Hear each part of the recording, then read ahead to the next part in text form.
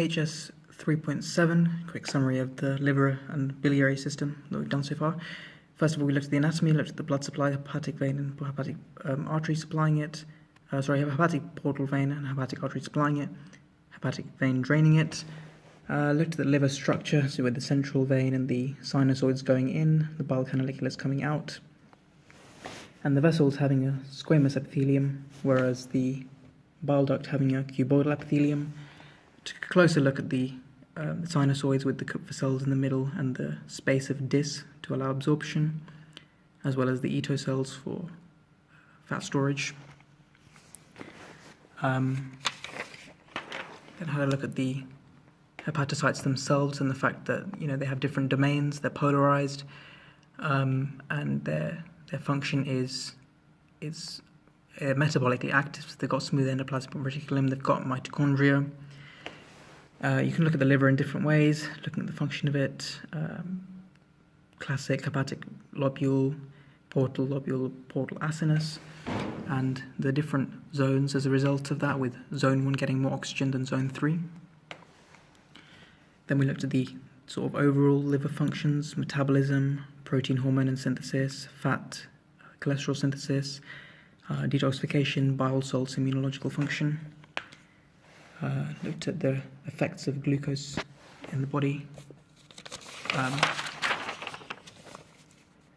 and then looked at what happens in the fed state and the fasted state.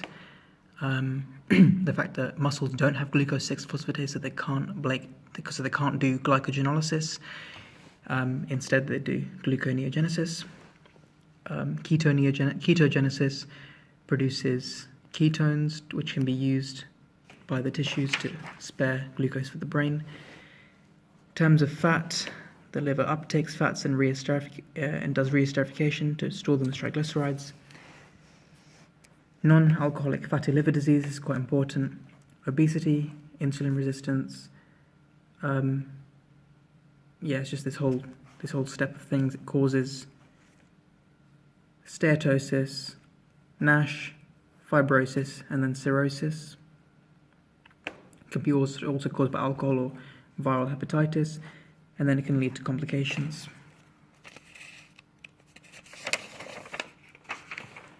The lipoproteins, which are lipids and proteins, the function of them is just transport cholesterol inside the LDLs to the various tissues. The liver synthesizes cholesterol, which has many uses, and too much cholesterol causes gallstones, leading to jaundice because you've blocked the bile duct. Then had a look at the bile ducts themselves, so the various ducts, and creating the ampulla of Vata and the sphincter of Oddi around it. And then had a look at the protein synthesis. So what are the most important proteins? Were hepcidin for iron, fibronectin, which is for coagulation, and some of the hormones produced by the liver, so angiotensin and IGF-1. Drug elimination, well, it involves three things. Detox involves three things: drug elimination, biotransformation, and ammonia elimination. Drug elimination will vary depending on whether the drugs are soluble or insoluble. Biotransformation will require a phase 1 reaction with pre-450 and a phase 2 reaction with conjugation.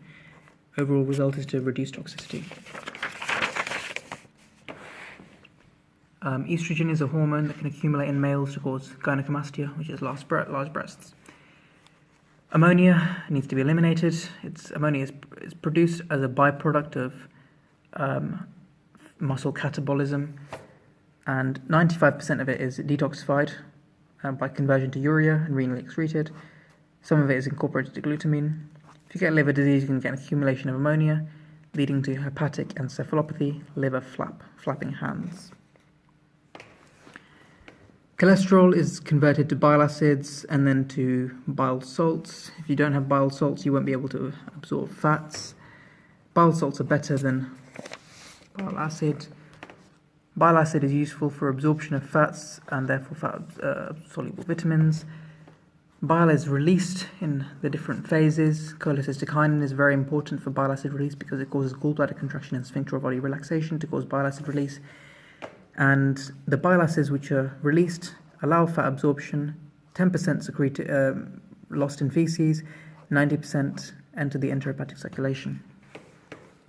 However, this enterohepatic circulation can be disrupted by Crohn's disease, which is inflammation of the bowel, prevent bile acid malabsorption, which will also result in diarrhea.